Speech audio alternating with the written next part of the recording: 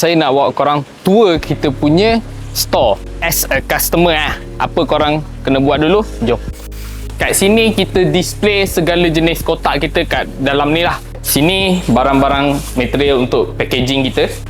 Kat sini ada pelbagai jenis saiz, harga untuk kotak baru dengan recycle. So kat sini. Kat sini nanti korang boleh bayar Kalau kat belah sini kita simpan, ni kita panggil store A lah.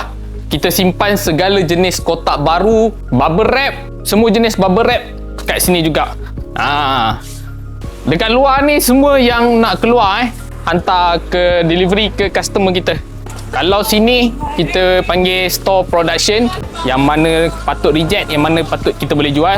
Kat sinilah kita memang susun cantik-cantik punya untuk memudahkan kita punya admin, kita punya storekeeper tahu stok ada berapa banyak. Korang yang mana nak datang cari kotak, nak cari bubble wrap, nak cari straight film, apa semua jenis, kita ada pelbagai jenis kotak, kecil, besar, tua, muda pun kita ada. Okay,